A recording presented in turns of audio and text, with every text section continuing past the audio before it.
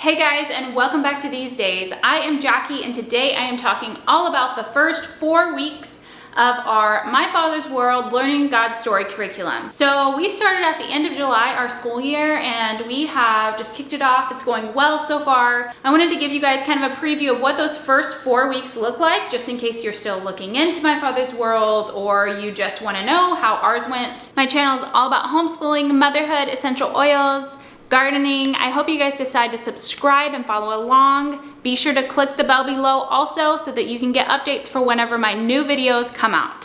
So I'm going to break this up by week, and I'm going to show you guys what week 1 looked like for us starting now. So for week 1 of My Father's World Learning God's Story, it was a lot of review. There was a lot of review and a lot of play that was encouraged. So for the review, my kiddo just simply was writing letters. So each day there was copy work, and then he would also go ahead and I would read off some words to him. This is for the first week and the second week. And he would tell me what the beginning sound was, and he would write it down. And then he would cut out a little letter right here, and he would put it against the letters given here, and he would make sounds with it. So it was a really neat way to just encourage those sounds and like building up like the memory of what those sounds are. But by the end of the first week and into the second week, unfortunately he got pretty bored with this, but we did finish it quickly, which was nice. So that is the same on both week 1 and week 2, had the same method for the grammar portion. So for the first week math, all we did was simply play with all the manipulatives that we'll be using this year. So unifix cubes and pattern blocks. There was a number of the day, and that is something that is through the whole year for My Father's World, is a number of the day. So there are activities that go along with that you can do, like showing them how to do a number line or laying out the number of beans that it is that day. So they do give activities in the teacher guide for activities for the number of the day. For week 1 history, they talk about scrolls. So we actually made our own little scrolls. That was kind of cool. It talks about what the Bible was first written on, which was a scroll, and how other books were written on scrolls. So we were able to like look up old scrolls and look at pictures of it. And my first grader got really excited about that. That was really a fun thing in our school in the first week. So for week number 1, we did things outdoors for our science and outdoor stuff. We did things on the ground. This is an Usborne book. It's a really cool book. It has a lot of really awesome facts in it. Tied in with weeks 1 and 2 science, there was a couple of books from the book list in the back that I got at the library called Wiggle and Waggle and Bob and Otto. So we've had these on repeat even since then because they're really cute books. They have like, this one has a song in it my kids really like. So that was tied into things on the ground from week 1.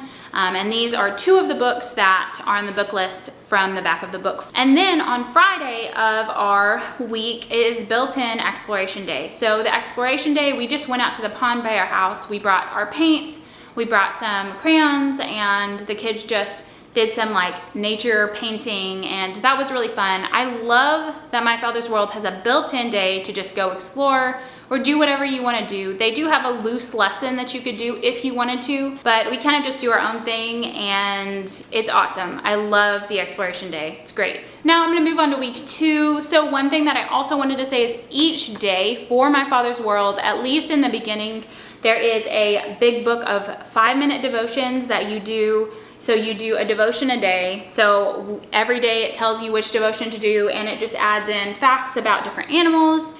And it also adds in a verse that you can talk about with your child and ask them just really some good questions.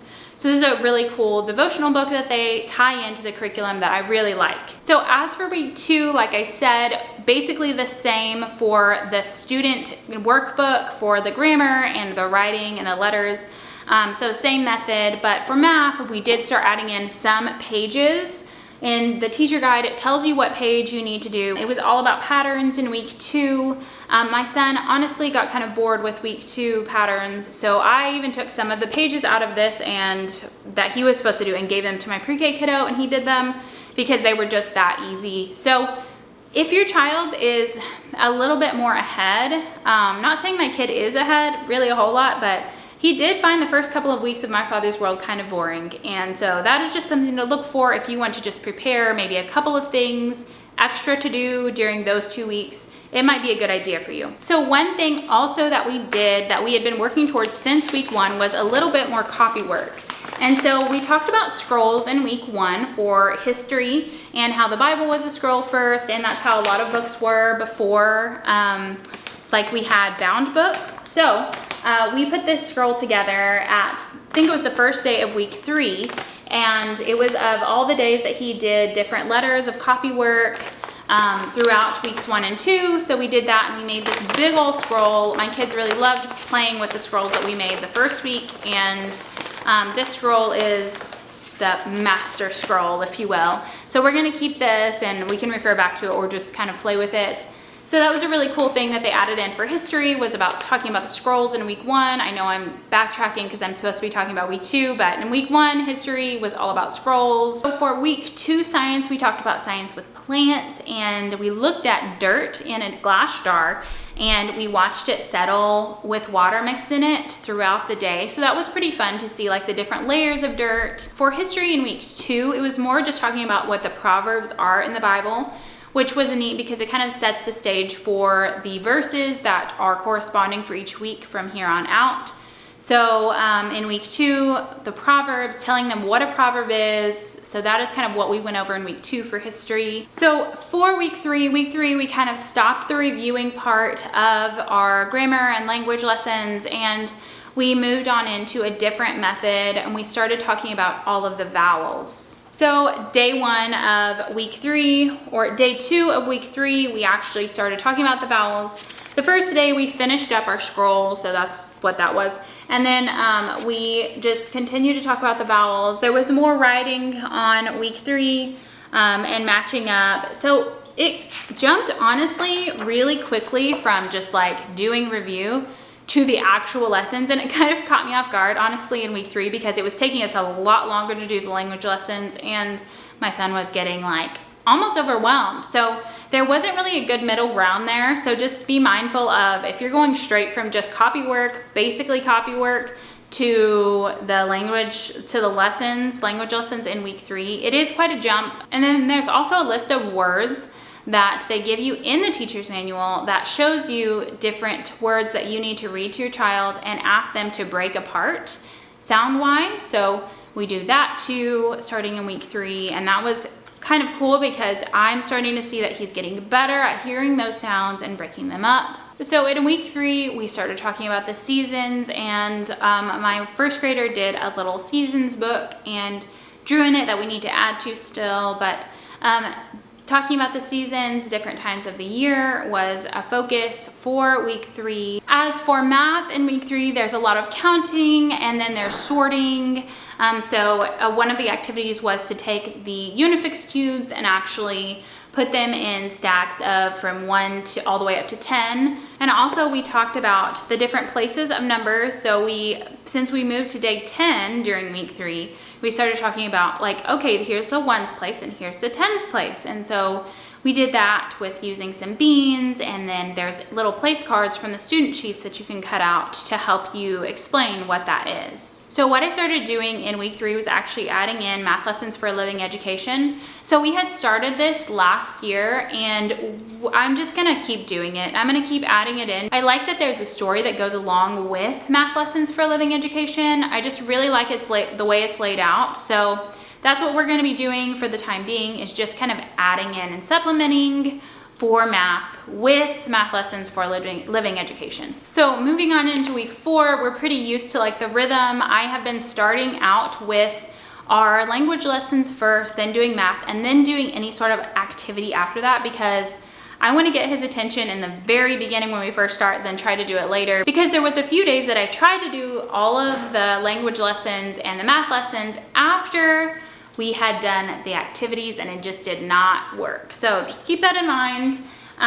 Also for week 4, the layout was the same. We did phoneme segmentation. We just continued doing our math lessons for living education alongside the math that they provide, and they do some activities with the Unifix cubes in week 4 and with the pattern blocks. For science in week 4, we grabbed our Things Outdoors book again, and we talked about how flowers grow, which is pretty appropriate because of the garden that we have.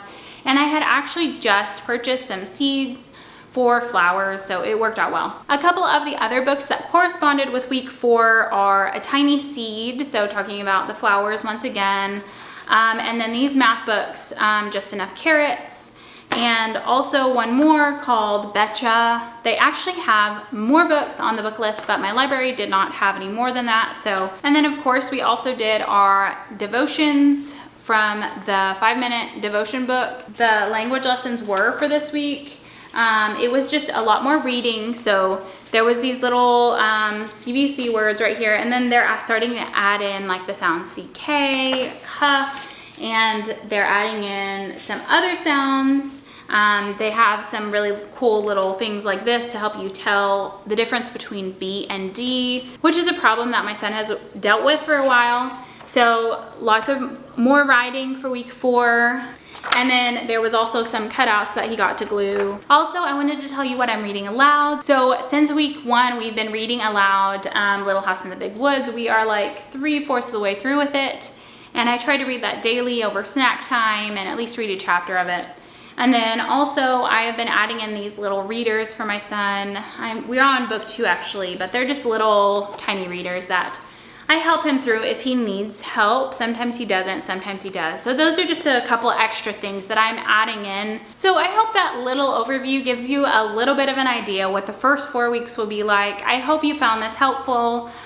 We are enjoying My Father's World. It's very gentle. I feel like it is going really well for us because I'm also trying to add in some things for my younger pre-K kiddo with his A Year of Playing Skillfully. So we're all doing that together.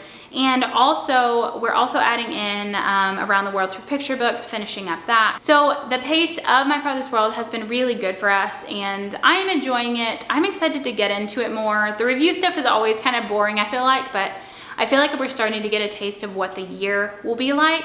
And I am liking it so far, and I think my son is too. So I feel like that was kind of a lot of information, like in a super short video, but I wanted to give you guys kind of like an idea of what the first 4 weeks of My Father's World look like for us, and hopefully you found it helpful if you are looking into My Father's World.